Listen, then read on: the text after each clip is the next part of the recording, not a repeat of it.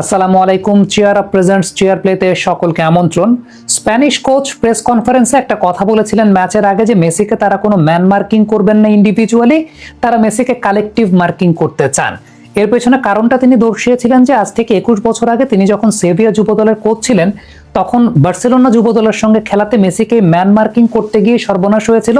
4টা গোল তারা কনসিড করেছিল, কারণ যাকে মার্কিং এর জন্য রেখেছিলেন 70 মিনিট পরে তিনি যখন ইয়েলো কার্ড খেয়েছিলেন তাকে বাধ্য হয়ে উঠে নিতে হয়েছিল।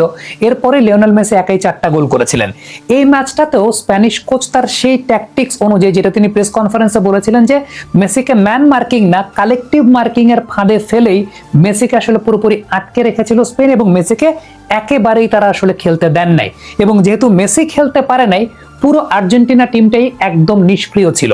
তারা যে কাজগুলো করেছে মেসির এগেইনস্টে, সেই কাজগুলো যদি আমরা একে একে একটু খেয়াল করি, সর্বপ্রথম একটা ছবি আমি আপনাদেরকে দেখাতে চাই যে যখন গোলকিপার এমি মার্টিনেজের পায়ে বল, আপনি খেয়াল করে দেখবেন যে স্ট্রাইকার এমি মার্টিনেজকে এমনভাবে প্রেস করছেন যাতে এমি মার্টিনেজ বাঁদিকে বলটাকে পাস করতে বাধ্য হন, সেটা লিসান্দ্রো মার্টিনেজ হোক কিংবা বাঁদিকে ট্যালিয়াফিগো আছেন তার দিকেই হোক, ওই দিকেই পাস করতে বাধ্য হন। তার মানে স্পেন শুরু থেকেই চেষ্টা করেছে আর্জেন্টিনা যাতে তাদের পাসিং লেনটা বাঁদিকে রাখে, কারণ ডান দিকে লিওনেল মেসি আছে, ডান দিকে লিওনেল মেসির কাছে তারা পাসিং লেনটা ব্লক করতে চেয়েছে। দ্বিতীয়ত যে ব্যাপারটা সেটা হচ্ছে মেসির সামনে পাসিং লেনটাকে তারা একটা পুরোপুরি ব্লকিং জোনের মধ্যে রেখে দিয়েছিল। বিশেষ করে আমি যদি রদ্রির কথা বলি, রদ্রি এবং ফ্যাবিয়ান রুইজ এই দুইজন পজিশনাল শিফটিং এর মাধ্যমে মেসির সামনের পুরো স্পেসটার পাসিং লেনটাই বন্ধ করে দিয়েছিলেন, যে কারণে দেখা যাচ্ছিল যে রদ্রিগো দি পল বলি কিংবা ম্যাকঅ্যালিস্টার বা এনজো ফার্নান্দেজ বলি কেউই ওই জায়গা থেকে স্পেনের পজিশনাল ফুটবলটাকে ভাঙতে পারেনি এবং মেসি পর্যন্ত বলকে একেবারে পৌঁছাতেই পারে না। সেই জায়গাটা তারা একটা শিল্ড তৈরি করে রেখেছিলেন যাতে মেসি পর্যন্ত বল না আসে, অর্থাৎ একটা কাভার শ্যাডো তৈরি করে রেখেছিলেন।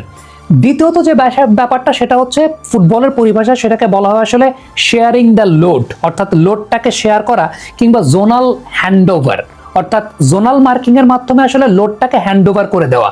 খেয়াল করে দেখবেন যে সময়টা আসলে মেসি একটু বাদিকে সরে যাচ্ছিলেন, ওই টাইমটাতে কুকুরিয়া আসলে তার সঙ্গে ছিলেন। কুকুরিয়া তাকে ওই জায়গাটাতে ডিস্টার্ব করার চেষ্টা করছিলেন বা তাকে ওই রকম ভাবে নড়তেই দেন নাই।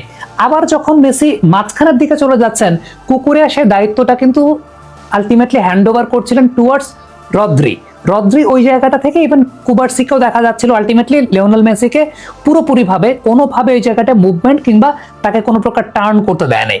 3 নাম্বার যে পয়েন্টটা বলবো সেটা হচ্ছে লাপোর্তা এবং কুবার্সি খুবই ন্যারো স্পেসে অবস্থান করছিলেন, খুব ন্যারো স্পেসে অবস্থান করছিলেন। লিওনেল মেসি আসলে ওই জায়গা থেকে যেমনটা বলছিলাম যে টার্ন করার মতো সুযোগ পাচ্ছিলেন না, বা টার্নিং এর ওই জায়গাটাতে মানে ক্রাউডেড সেন্টার যেটাকে বলা হয়, যেরকম ক্রাউডেড সেন্টার করলে যেটা হয় যে স্পেসটা খুব ন্যারো হয়ে যায়, লিওনেল মেসি আসলে ওই স্পেসটা পাচ্ছিলেন না এবং তাকে টার্ন করার ওরকম সুযোগ দেওয়া হয়নি। মনে হচ্ছিল যে পুরোপুরি ব্যাক দিয়ে তাকে আসলে ওই জায়গাটা আটকে রাখা হয়েছে যাতে মেসি টার্নিং করতে না পারেন, বল পেলেও সেখানে টার্ন করতে না পারেন। সো এটা একটা মানে খুব গুরুত্বপূর্ণ জায়গা ছিল।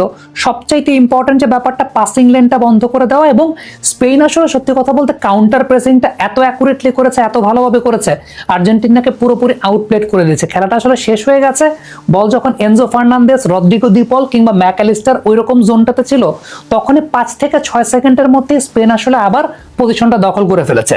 সো মিডফিল্ড থেকে একদম অফেন্স পর্যন্ত ওই লেনটাই পুরোপুরি স্পেন ব্লক করে দিয়েছিল, যে জায়গাটাতে আবারও বলবো রদ্রির একটা গুরুত্বপূর্ণ ভূমিকা ছিল।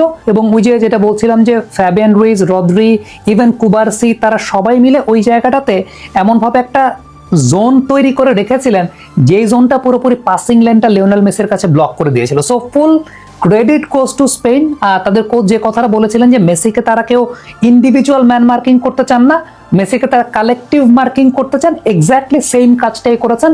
কালেকটিভ মার্কিংয়ে লিওনেল মেসিকে আসলে ওই জায়গাটায় একেবারেই খেলতে দেওয়া হয়নি।